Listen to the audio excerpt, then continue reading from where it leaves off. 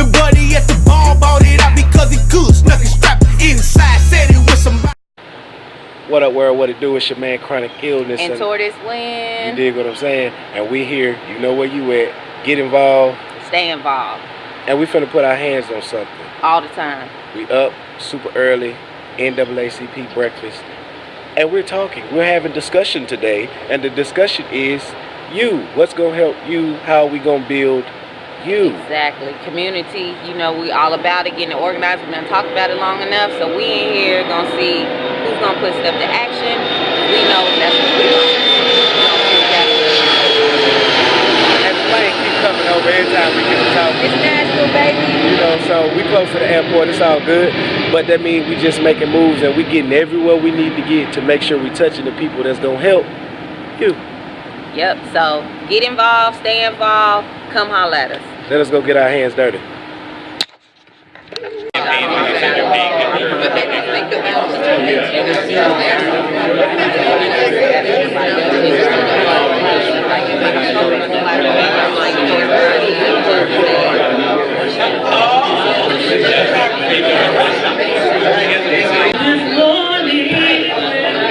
Come on, put your hands together this morning. I didn't have no doubt.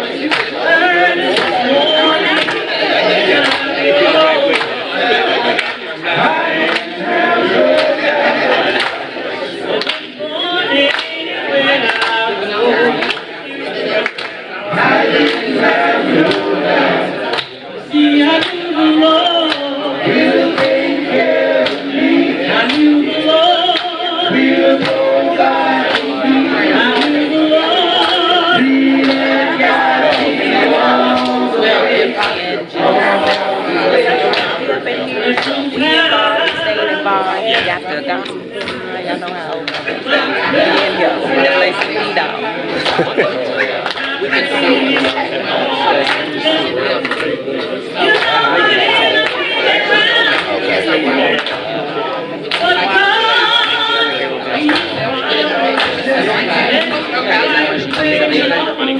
If they got some water, yeah.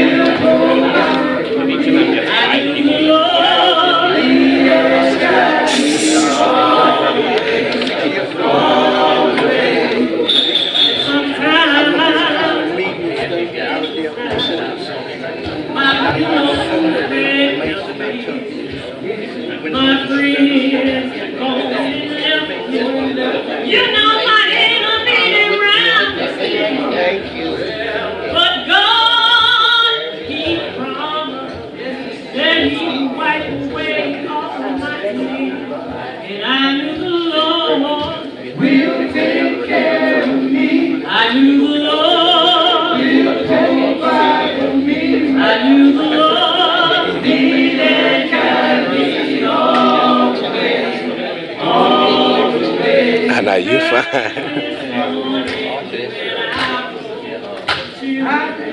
I didn't have no doubt.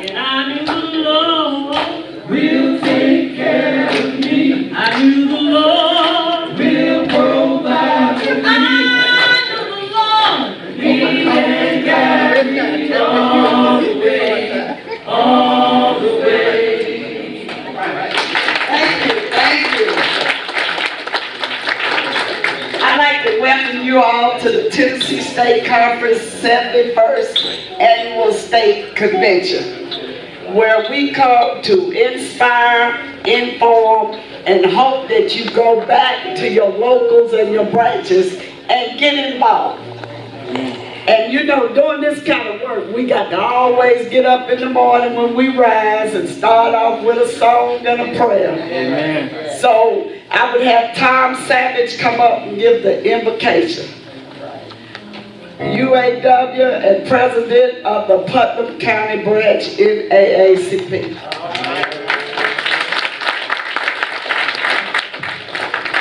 Good morning, brothers and sisters. Shall we go to the Lord in prayer? Father, this morning, when we woke up, we didn't have no doubt that you would take care of us and provide for us. Because I heard someone say that you are Jehovah Jireh, our provider. And Lord, you are a healer too. They called you Jehovah Rapha. So this morning, Father, we honor you. And this morning, Lord, we thank you for the House of Labor, which has set captives free. And Lord, we call on you to help us to lead the blind to see this morning. This morning, Lord, the House of Labor is calling upon you. We need your help, Father. Lord, we just know that the fire goes before you. And Lord, that the hills melt like wax in your presence. And so we rejoice because we know that there is victory in you, Father. So this morning, the House of Labor is calling upon you, Lord, to be that ram in the bush, to help us lift our people up, to liberate those, Father, who are under the gun of management and need a voice and need a contract. So, Father, we thank you for the NAACP that we have connected at the hip with them so that we can have a voice and have impact in our community. And Lord, this morning, a special prayer for those who have been ravished by hurricanes and floods, Father. We ask that you create a situation for them so that they can rise up this morning. And Lord, we ask that you bless this conference, Father, and then bless our speaker this morning. Bless every affiliate of labor, Lord. Because we know that when labor and you and great groups like the NAACP get together, there's going to be a movement. So we just honored you this morning because you created this. And you called us to be good stewards of what you have given us. And that's what we want to be. So this morning, Lord, we ask you to bless our children, bless our grandchildren, and we give you all the glory for it because it's in your mighty name we pray. And everybody that loves the Lord say, Amen.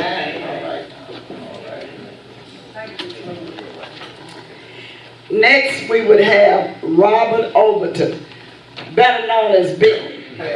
He is president of the Dixon County branch and also a UAW. Now, we need to get more unions involved.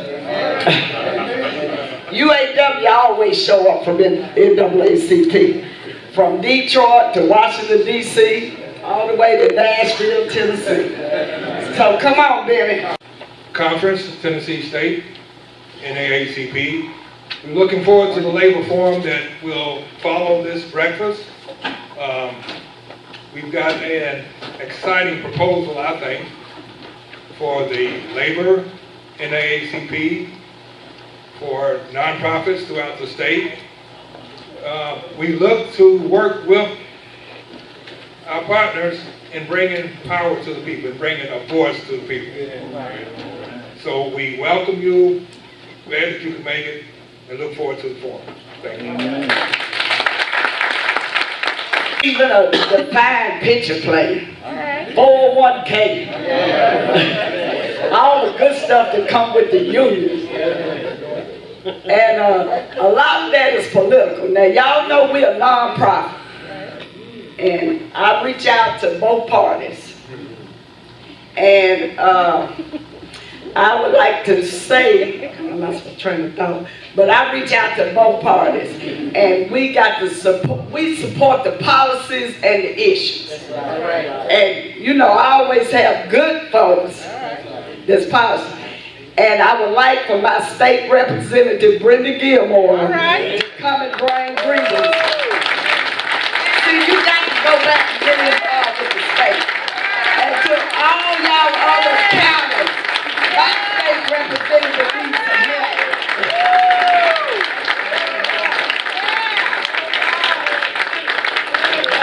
Good morning, everyone.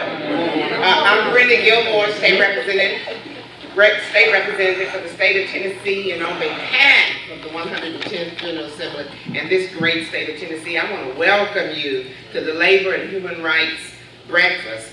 And I love the theme, steadfast and immovable. And certainly that's what we need in these times. Before I go any further, I do want to give a shout out to this wonderful president, President Sweetlove.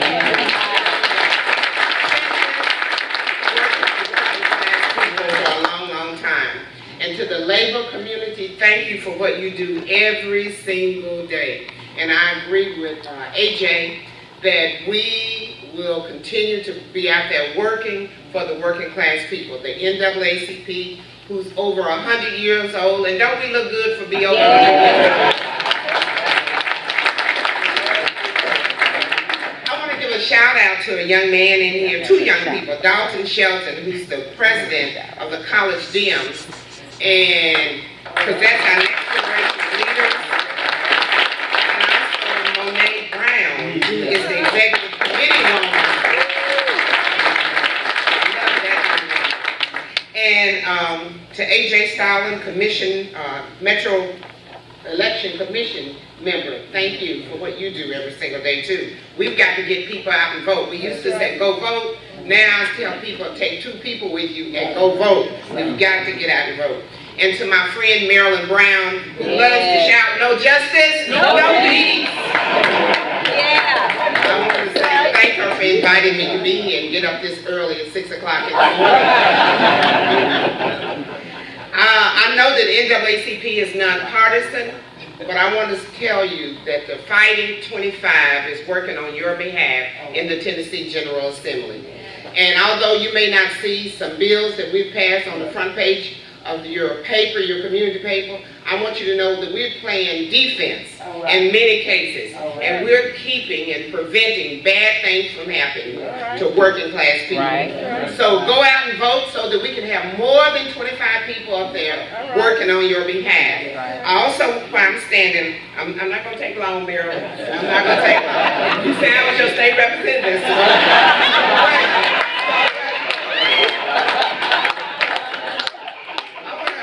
So shout out to the candidates who are running. I know Scott Tiff is here. He's running for Chancery Court Judge. Thank you, Scott, for supporting the NAACP. Are there any more elected officials or candidates here? Please stand up and introduce yourself and tell us. I'm Stephen Reynolds. I'm a candidate for the United States House of Representatives in District 4 of Tennessee. I'm the 2016 Democratic Congressional nominee. Very good. Congratulations. Remember who comes, guys. When you go to the ballot, remember the faces you see. Yes, and support good people. Good people. Thank you again. Let me know how I can. Thank you. Y'all see Brenda Gilmore want to do my job. And also, she needs help. To all the other branch presidents in there, where are your state representatives? Next year, I want to see y'all have y'all state representative here at the NAACP state convention. One more thing, Madam Presider. I forgot to announce that I'm running for state senate.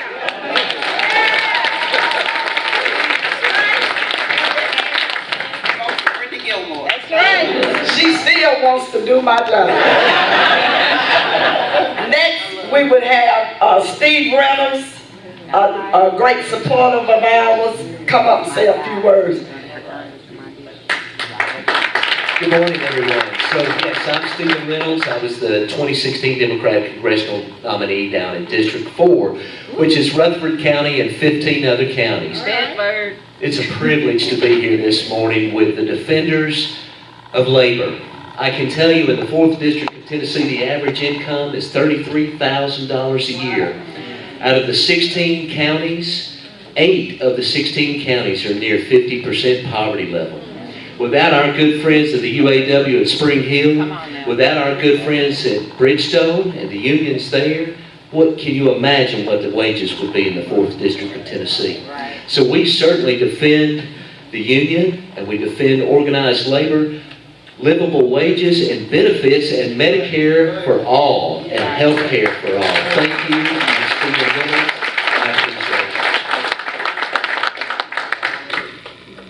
And next, first of all, I'd like to say something. Do everybody know that the judges are elected? The judges that give us these harsh sentences. And we got to make sure we go out and vote. We got 3 judges elections coming up in May. And it's going to be a low turnout. And one of our good supporters is Scott Tiff. So come up and give a few words, Scott.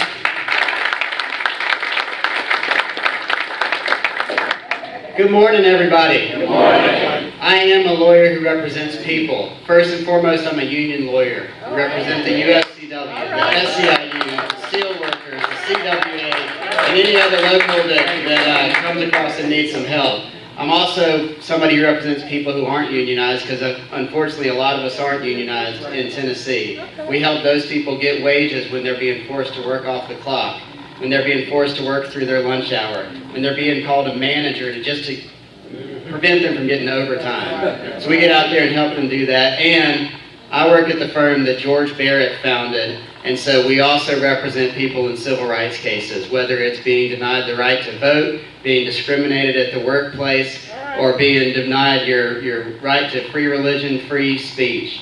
And so I'm running for Chancery Court here in Davidson County because I believe we need judges who represented people before they were judges, so they treat people on the same fair level as any business or government that comes in. Too often the balance is uneven. And so I'm here asking every Davidson County voter in the room for their vote, and every person from another county to let your Davidson friends know that there's somebody who cares about people running for judge over here in Davidson County. So thank y'all very much. Thank you.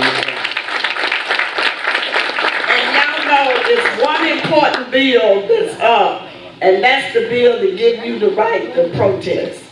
And we had a judge, we had some community activists protesting, and the judge sent it over to the grand jury. And they liable to do 30 days for a non-violent protest. So judges are real important. What would happen if we on a picket line? They'll cross over. The judge that did that, Scott Tiff was running against him. But we got to remember, if we don't have no leverage and we on the picket line, and you know they said they broke the law. Well, guess what? If slaves didn't break the law, where would we be? We wouldn't be here. So we need to make sure we get out and vote for judges. Is everybody ready to eat? Yeah. Well, we're going to let Tom say the prayer. Did you pray for our food, Tom? Yes. And breakfast will be served next. Ain't nobody gonna get sick.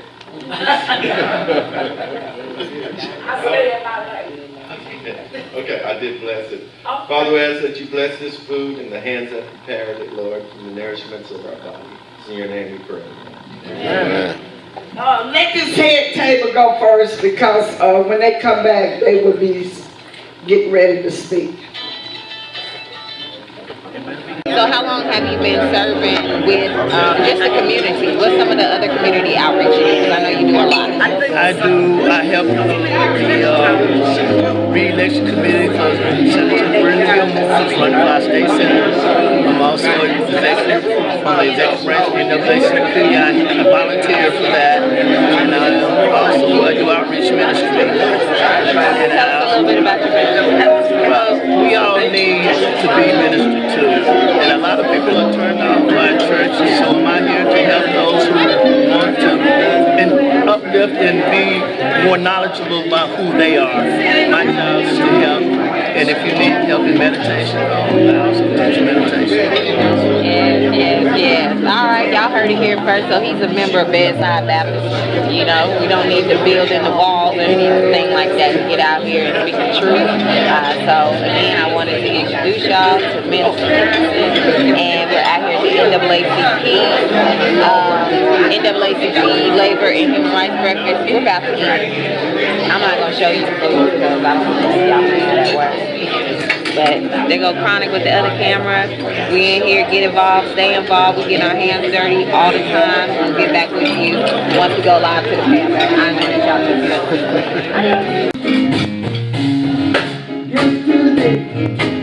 A man came up to me and said, how can you smile when the world is tumbling down? I said, here's my secret. When I want to cry, I take a look around and I see that I can die. It's coming, it's coming. Don't worry about a thing. Don't hold on. You can make it, you can make it. Hold on, remain the same. Some people like to hide. Some people like to run away from the pain inside.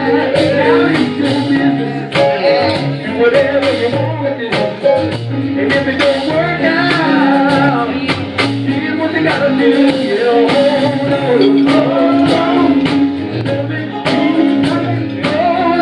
hold on. Don't worry about a thing. Hold on. You can make it, you can make it. Hold on. Everything is all right. What we're gonna do? Put your hands together if you want to be able. This is what just really believe me, y'all. I may not get to see it myself, but I do. The day is so good. And we feel behind y'all.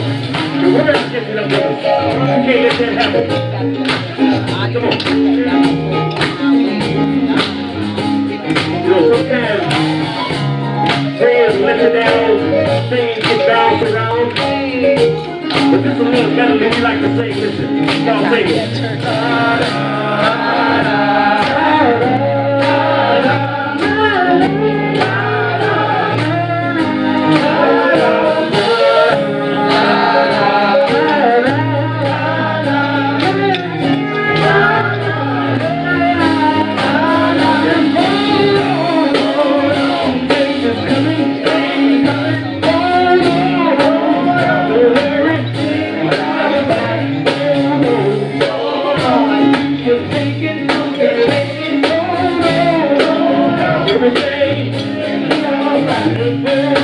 When we're not able to deliver on one, we're going to make sure we can deliver on someone else for you. And unfortunately, Vice President Settles was unable to be with us.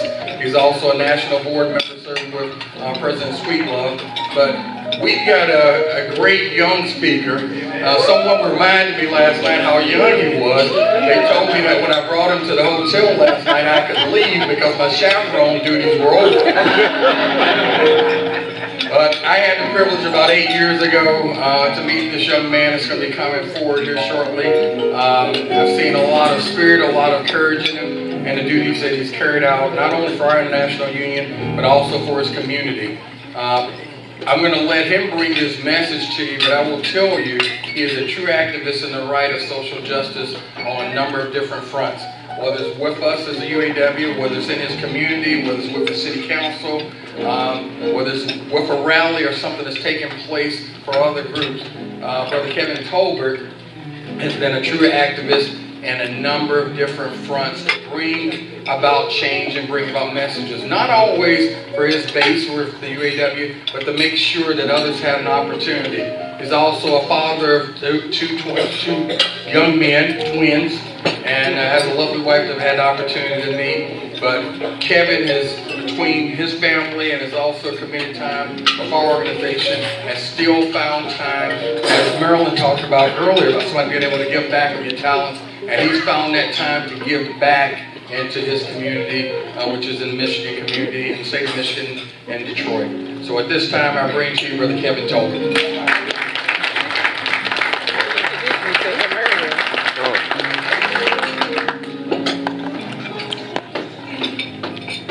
Good morning. Thank you, Brother Ray Curry. He picked me up from the airport. He took me to dinner last night. He drove me here to the hotel. And man, I thought I was a vice president. It felt so good. I said, wow. He said, don't get too used to this, brother. But thank you so much for the kind words and your leadership. The beauty about being in a union like the UA now, and it's been probably the greatest honor of my life. I will tell you that I had no intention whatsoever in ever working for a labor union. My dad was an international organizer with the Teamsters, and he worked in Indiana. Some people say the home of the KKK. I said, well, okay. But I remember us going to pick him up where they were out organizing, and they threw a firebomb through the window of his brand new 1976 Tornado. And the car had exploded. It was a beautiful car. We really loved that car. Man, I thought it was my car. I was proud of that car. And we had to go pick him up in Indiana, and he quit that day. He was done. But my dad was a big man. He wasn't quite as tall as Ray, but he was 6'2", 260 pounds, a professional boxer. And he said organizing work for him was, he was the big black guy, they had a big white guy, and they had a big Indian guy. And they walked in the trucking company's office, they kicked the door down, they said, you've been organized, sign this paper. And then he would go get his big guys, and then they'd get into a fight. And whoever won the fight, that's who won the organizing drive. So my dad wanted me to stay far away from unions. He didn't discourage me, but in his heart, that's what he wanted. But the funny thing about when you're a man and you set out to do something, you don't pay attention to how much your kids are watching. And though he said one thing, I watched what his heart did. So even though I went to school, I started out in Ford Motor Company, and I was working. I graduated from high school when I was 16. I was telling them the story at the table. I only applied to one university. I wanted to go to Howard University. I had a 3.7 GPA and graduated early, and I thought I had the world on the string and nobody could tell me nothing. So my mother said, son, apply to 4 universities. Here's the money, here's the application fees, apply to all across the country, go wherever you can go. You got the grades, you got the SAT scores, you'll get in. I said, good. In my mind, they told me Howard had 13 or 14 to 1 women to men. That's where I need to go. So I only applied to Howard University, and I kept the rest and bought some clothes. Time rolled by, and I didn't hear anything from Howard University, and back then I was getting a little nervous because we didn't have the internet and email and nothing else. You just had to call. And my mother said, boy, you better call and find out what's going on. I let you do this, you'd have messed up. Call. They said, hold on, baby, and they just put you on hold, and you stay on hold, and 10 minutes go by, 20, 40, an hour. You hang up, you call back, the line busy, because it wasn't the one line. This went on for about a week or so, when then finally my mother called and said, I'm taking care of this. And they said, ma'am, we don't have an application for a Kevin Tolbert. He didn't apply here. Oh, boy. You know, you can't tell mama you did something and not really do it. And I thought I was going to get lynched that day. My mother said, boy, you done messed up. My mother, who at the time was going back to school herself, had gotten a full ride to go to the University of Michigan. And so they gave her family housing, and they said, well, bring your son. And I didn't want to go to the University of Michigan. Not because it was a bad university, I just didn't want to go to school with my mama. So she drugged me up to the University of Michigan, and now it's incredibly hard to get to the University of Michigan. I should have been excited that that's where I was, but no, I'm still thinking about Howard, and he's 14 to 1. So I'm at the University of Michigan, and I just had to get out of there. I said, nope, I cannot go to school with my mama. That will not be my college experience. My sister was at University of Kentucky, and I just said, you got to help me. She said, well, send me your transcripts. And she walked into the office, and the guy at the office said, "Hey, give me the transcripts and I'll see what we can do." He looked down and said, "He can come tomorrow." So I transferred, and I went to the University of Kentucky. I'm telling you that story because once I got to Nashville yesterday and I looked around, and Brother Curry was telling about all the universities here, and I'm thinking, man, I messed up. I should have been here in Nashville. What a beautiful town, what a beautiful city.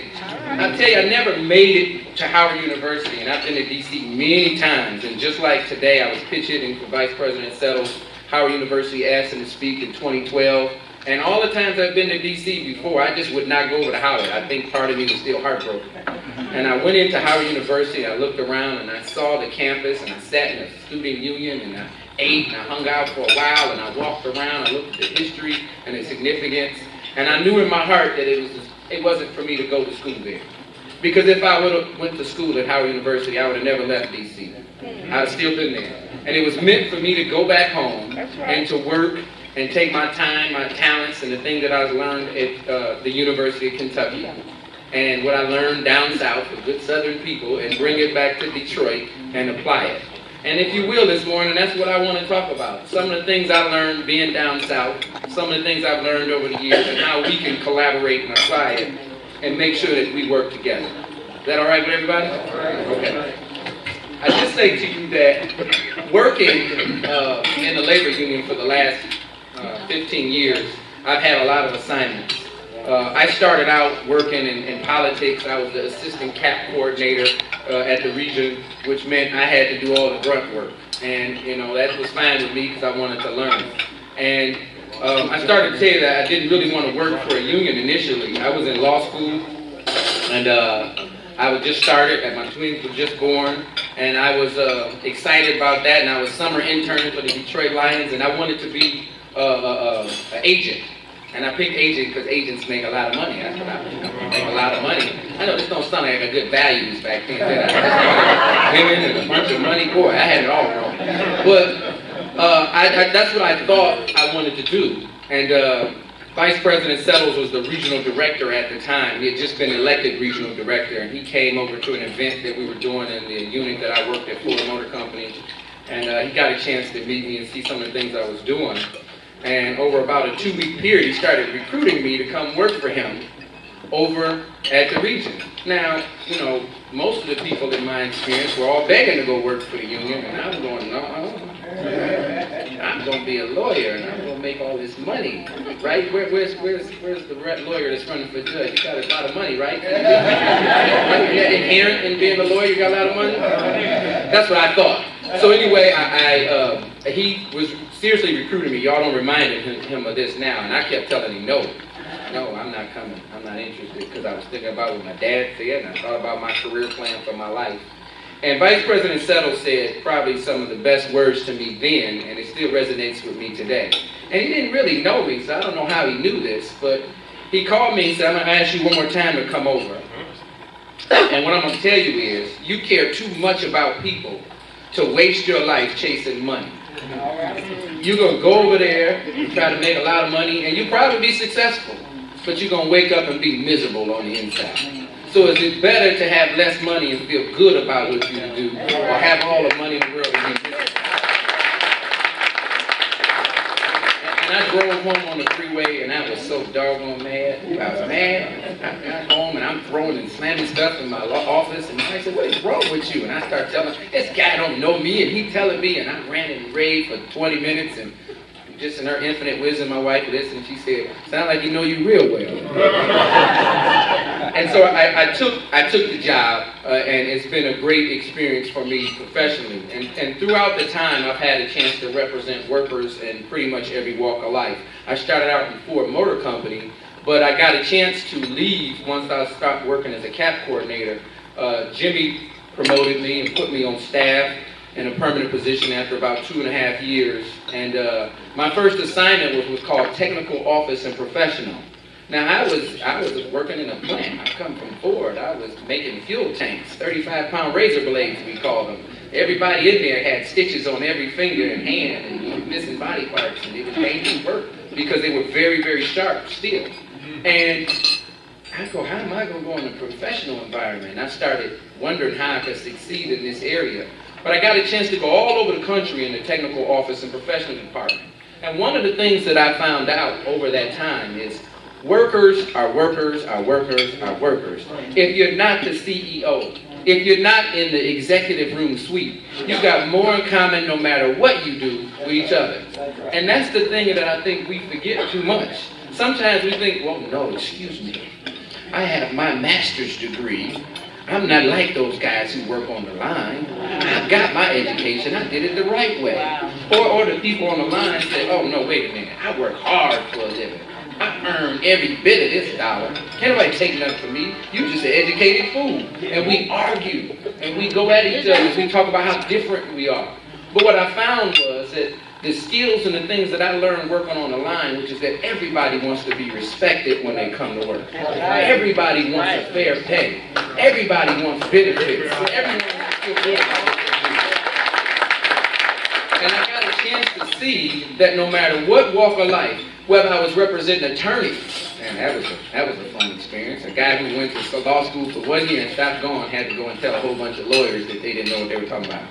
Yeah. Eventually they listened. It just took a while. But I represented attorneys in the judicial system. I represented engineers. I represented university professors. I represented casino workers. We represented people in all walks of life.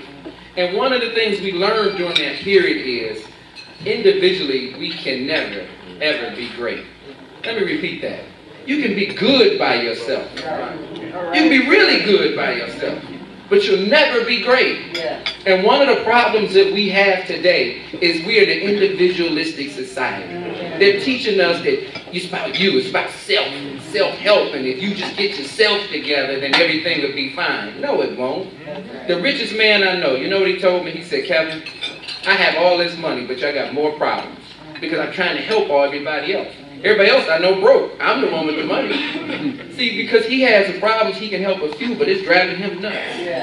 The point is that you can be good, but you need others to be great. Greatest basketball player ever played. What was his name? Yeah, that's a nice argument.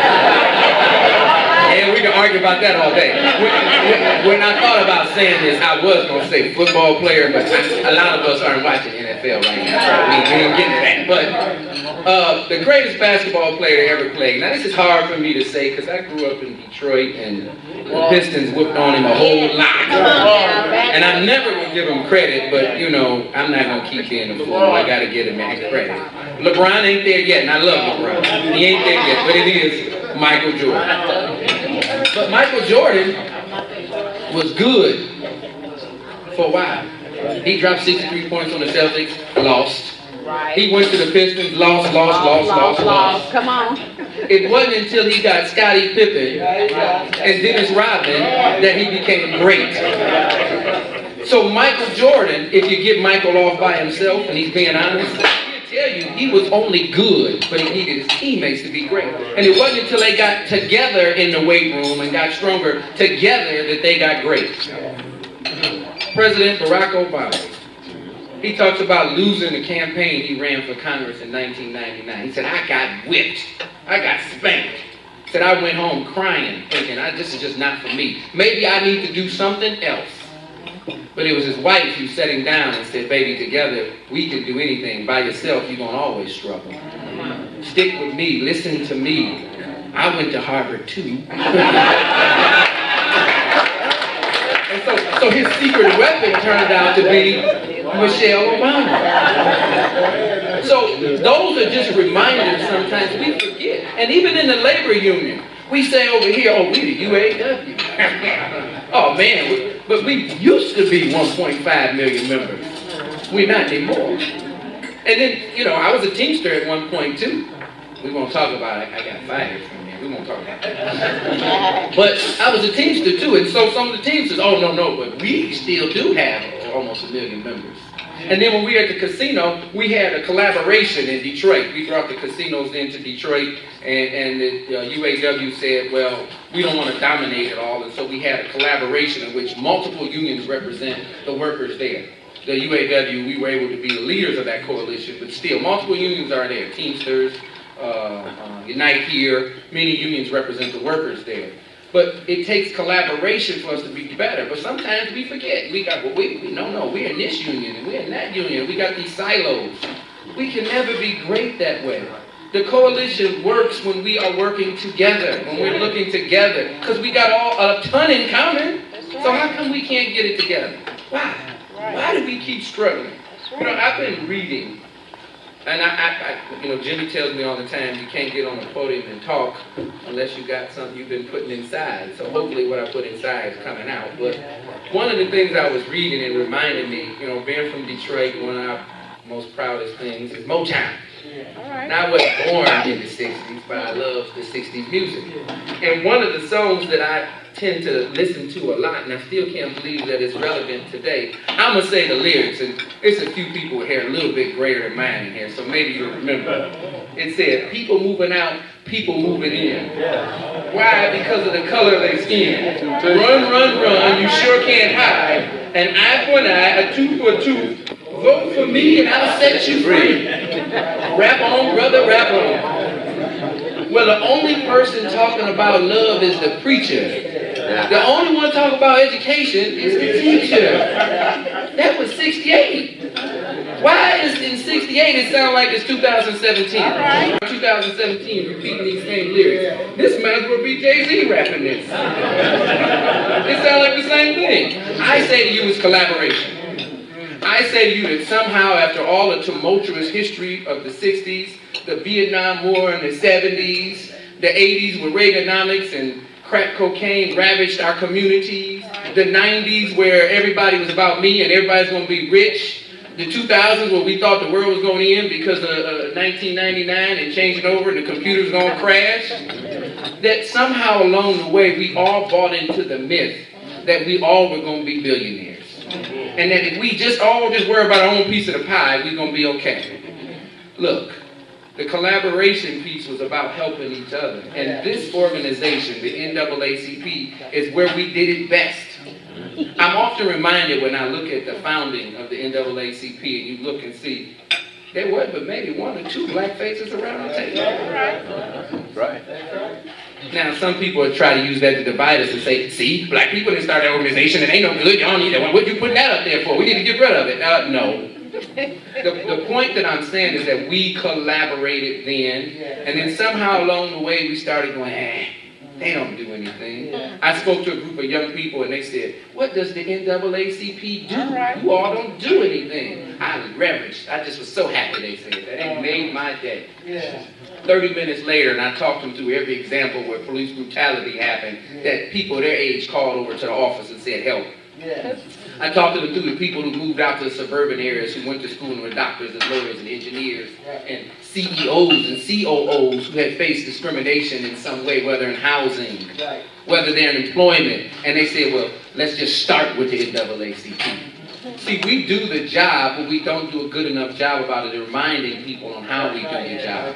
People forget about that. You're right, Miss Sweetlove, and you know what, let me back up. I apologize profusely. Miss Gloria J. Sweetlove. I got the opportunity to meet at the first national board meeting I had a chance to attend. And you know, sometimes around the table, and that's if you've ever seen the national board meeting, especially the one in New York, it's a table big as this room and then some. And it's a lot of voices around the table. And sometimes people have an agenda. Sometimes you don't know what the agenda is. Sometimes I don't know if they know what it is. But every so often in that 2.5 day long meeting, you will hear a voice or two that comes up and you wake up from your slumber and go, okay, all right. And Miss Sweetlove, I had the pleasure of sitting there in the audience and listening how she brought intelligence, passion, and fire and represents this state on that national board to where you can be very, very, very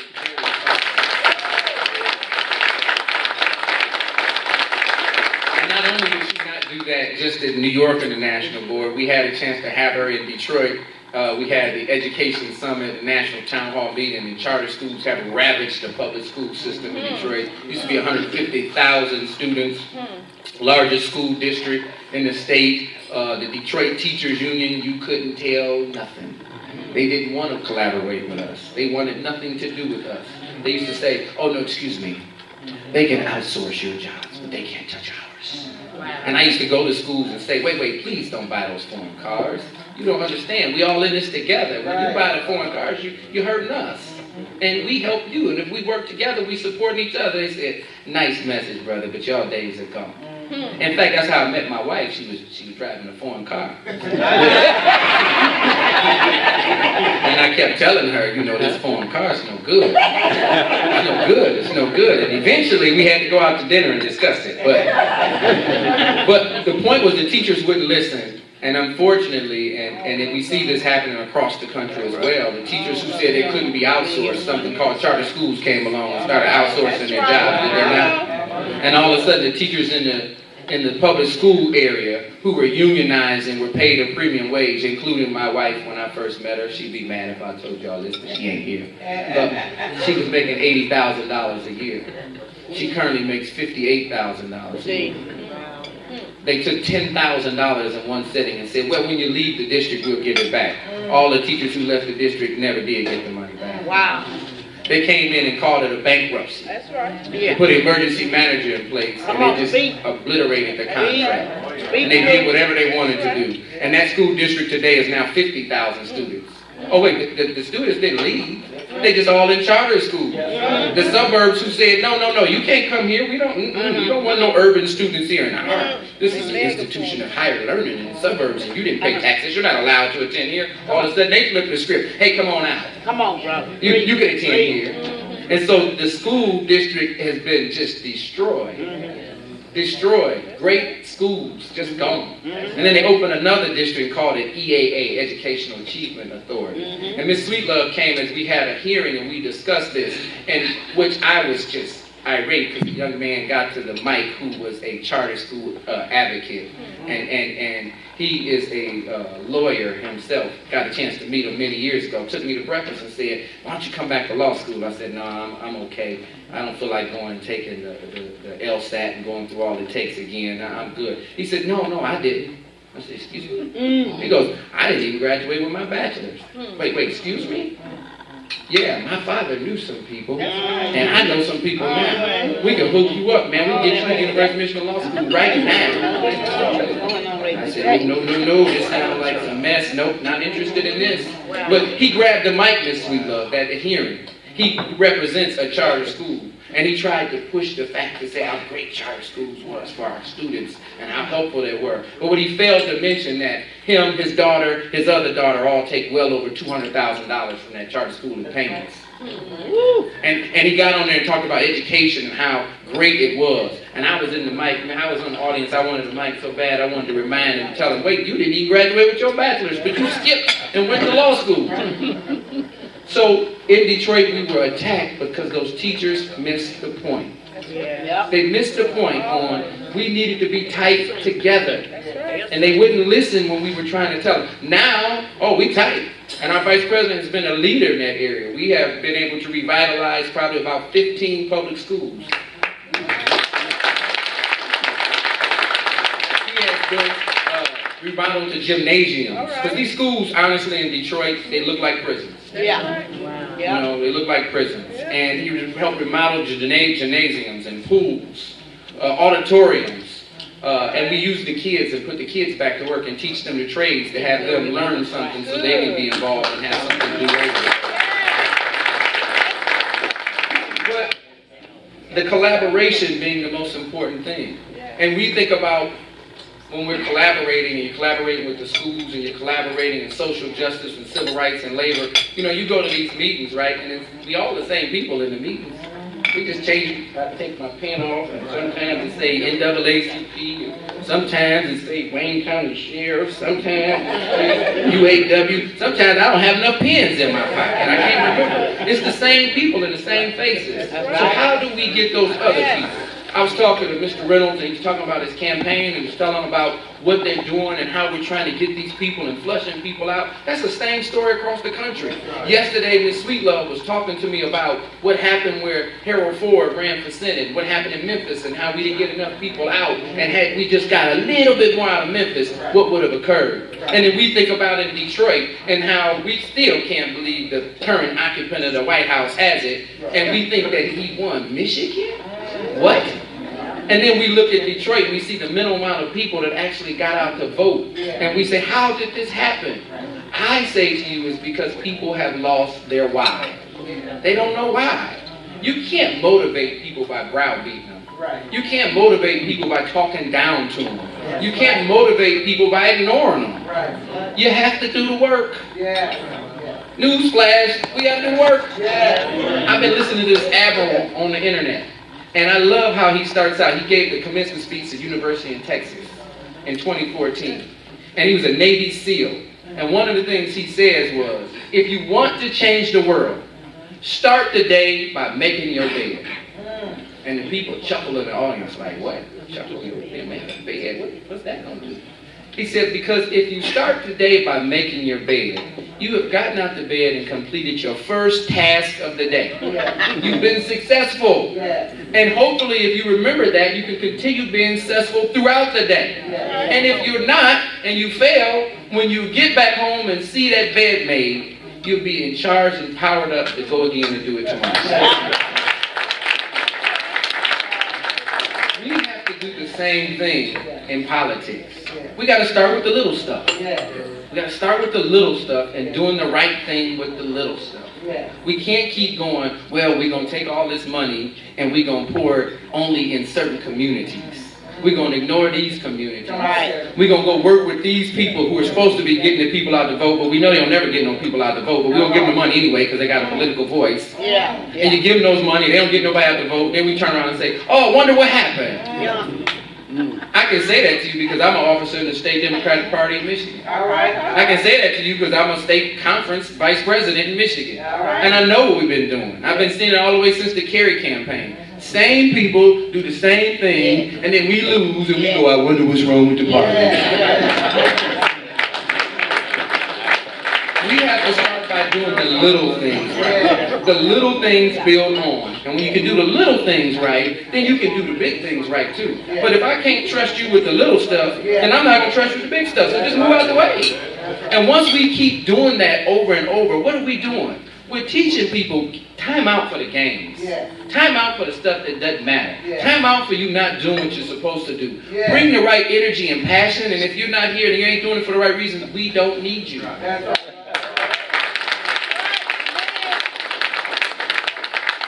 I don't want to take too much of your time, but I will say that I asked Brother Curry, I said, what's the industries here in Nashville? And he said, country music, gospel music, they're recording the country music, they're recording the gospel music, and he was talking about music so long, I said, wow.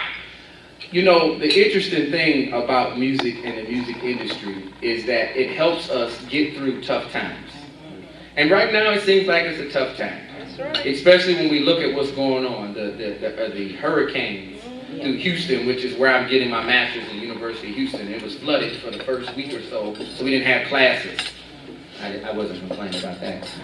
But the hurricanes in Florida, the earthquake in Mexico, wars and rumors of wars. Saber rattling. People call it people Rocket Man. It's a dark time. And it seems as if it's getting more dark and more confusing. It seems as if it's getting more scary. But I say it's an opportunity. It is. You can't get people to do nothing when they're fat and happy. They're not. That was my grandfather's term. Y'all too fat and happy. Daddy, I'm 50 pounds and I'm 14 years old. Yes, y'all, you're too fat and happy. But when people are too relaxed and enjoying where they are, you can't get them to do nothing. So I accept the fact that we lost all over the country to what nobody thought we could have in the White House. I accept that he's in the White House saying things that are crazy, that doesn't make sense. In fact, I revel in them every day. I used to watch CNN and I dreaded it. Then I said, wait a minute.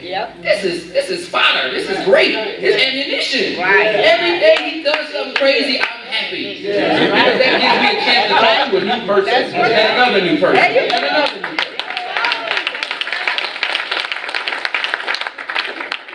We are in this dark place. But one of the things that I learned, my mentor, and I grew up in I've been told sometimes I sound like a preacher, and that's something I'm running from. I'm not ready. There's a lot of rebels in the room, and I have lots of respect for what you do. That's why I say I'm not ready. And they say people are called, and if I've been called, I missed the call. But my mentor, I grew up with, my pastor was Reverend Dr. Frederick G. Sampson, and he was out of Tabernacle Missionary Baptist in Detroit. One of the things he would say, he's like, boy, one of these days I'm going to take you to a revival down south with me. And I said, well, why? He said, because you go in at 8 a.m., they have the service, and then they go out and they eat. And then they go back in and they have Sunday school, and then they come back out and they eat again. Then we go back in and we have 11 o'clock service, and that lasts. And then we finish, we go back out and eat again. He said, and then we have the revival, and we eat one more time. I said, well, all y'all doing is eating. He said, exactly.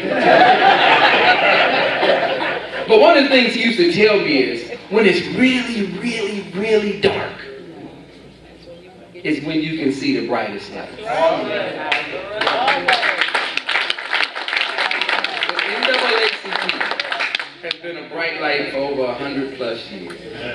The labor unions that we represent, including the UAW, the United Steelworkers, and others, we've been bright lights for many. I don't know what my something. All you can do is touch 10 people and change them. Just 10. If all of us change 10 people, it's 75 people in the room. Wow, that's 7,500 people. And then they touch 10 more people. It spreads real fast. It don't take long. If they can do it with network marketing and Noni Juice and Amway and all that, I know we can do it about things that change the lives of people and their paychecks. But one of the things we have to remember is it's dark. But when it's dark, and it's really, really dark, is when you can hear yourself. And when people can hear from you.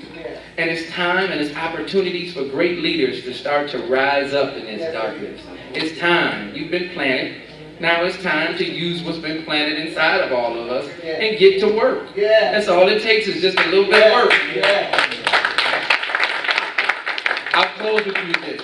They asked her, how much time do I have to speak? And Marilyn said, as long as you want. If you ain't good, I'm going to get the hook and you're going to see me snatch you off that stage. Yeah, she started threatening me with all the big names they had over the years down here. You better measure up, because if you don't measure up, you call and tell Jimmy too. But the other morning, it was Labor Day, and the Detroit Labor Day is a holiday like no other. And so we're really excited. We have a parade, and you don't want to miss that parade, and I haven't missed it in 27 years, and don't want to miss it. But I got up and I went to my favorite breakfast place. And I was at my favorite breakfast place, and I was by myself. I was waiting for some of the people who were a little late getting there. And I watched this young guy come in. It's an all-night place. And the guy came in, and he looked like he was a young man in the street doing some things that probably weren't legal. And he was sitting there, and it was an older lady who was at the counter next to me eating by herself. And he just kept watching her, and I'm watching him watch her. And I'm going, what's he doing? And I'm thinking all kind of things. And I'm a reserve sheriff, so I'm thinking, okay, hold on now. What you up to? I got my eyes on you, chump. And so he got up and he had on $2,000 sunglasses and $800 pair of jeans and $600 shoes. And he reached in his pocket and he pulled out this huge wad of bills and he called the waitress over. He said, that lady right there, is she by herself? He said, yes. She said, yes. He said, I just got to pay for her meal. I got to pay for her meal. And he paid for her meal and he left. And I was looking like, wow. Okay, here I'm judging this man. I need to shut up. And he goes on out the door and I see him. He gets into a $150,000 car and he roars right on out of there and he's gone. Think nothing of it. It's time for the lady to get up to go. And they said, ma'am, your bill's been covered. She said, it is. He said, yeah. The waitress said, yeah, it's taken care of. And she looked at me. I said, I didn't do it. I ain't had no money anyway. And she said, was it that young man in the back who had the saggy jeans on with those glasses? And She said, yeah, I wasn't supposed to tell you, but yes, it was. How'd you know? She said, you know, my son got killed on this day 10 years ago. And I was just missing this boy something fierce. He said, he'd been on me so hard for the last week. I just couldn't focus. She said, I couldn't even sleep last night. So I don't even work today or nothing. I just said, I'm going to get me some breakfast. And so she's sitting at the counter getting this breakfast and enjoying. And she said, that's just amazing, you know. That boy reminded me of my son. You know, my son got killed. He was selling drugs. And she said, I looked at that boy and thought, I hope the same thing don't happen to you. And she said, I just had him on my heart so heavy. And I said, wow. So we were sitting there, and then the guy out in the parking lot came in, and he was listening, and he said, the guy outside, he was telling me a story. He said he was sitting there, and all he kept hearing over and over in his head is, go take care of that woman's breakfast, and you need to change your life. He said, and I couldn't sleep the night before either. I couldn't sleep. He said, because I know what I'm doing is wrong. But my mama died 10 years ago. And I know my mama would hate what I'm doing. That lady reminded me of my mama. That ain't nothing but God, y'all. God brought those two people together on that day. And so what I'm going to say to you is, one of my favorite authors is Malcolm Gladwell. And he talks about the story of success. He talks about Steve Jobs and Michael Jordan, all these great people who have succeeded. He talks about how it's 10,000 hours it takes of practice before you can become great at something. Most of us quit. You want to play the trumpet, you want to be Miles Davis, most of the time you quit. Why? Because 10,000 hours, well, that's 2,080 hours what the average person works in a year. So that takes you about 5 years of doing something consistently to be able to become great. That's why most people quit. Steve Jobs was fortunate. Right in his area where he grew up, they had a library he could go to and practice coding. Bill Gates, same way. So they, at the right time, got the expertise, but they also worked hard. But they worked hard, they put the 10,000 hours in, and they're smart. But that's not why they're successful. In fact, all the great people that he went through weren't successful because of what they did. You know why they were successful? Timing. See, had they done that same amount of time, a few years later, it wouldn't have mattered. Wouldn't have mattered. Guess who controlled timing? That's God. I say to you that the time may be right now for us. It may be. Mr. Reynolds, it might be right for your campaign. Brother Curry, it might be right for organizing drive that not just you gonna do, we gonna do in UAW. At Spring Hill, it might be a new vehicle they're going to assign to your plant that's going to give you guys more work. The timing might be right in your own personal life. You might have a financial explosion, or maybe you motivated the child you couldn't motivate. But the timing comes from God. And if you don't understand that, you're going to always be in the wrong time.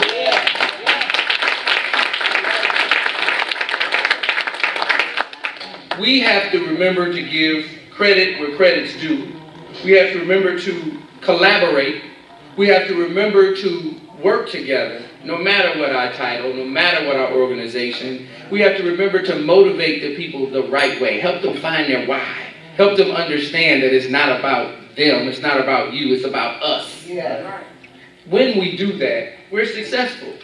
So I leave you with this quote from that mentor of mine, that Reverend Dr. Frederick G. Sampson II, gone on with the elders 2001, but still in my heart, still in my mind, and I love to share them with you every chance I get.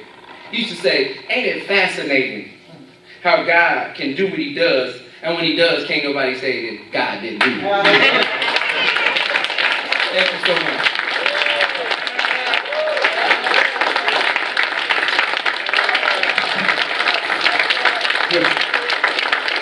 When I say Kevin, you say Torbert. Kevin.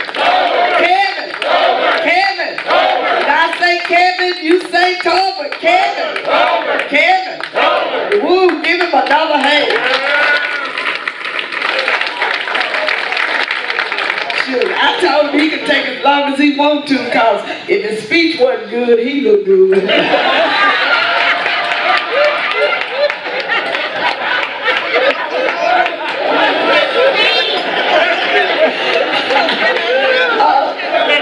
I'm going to ask my state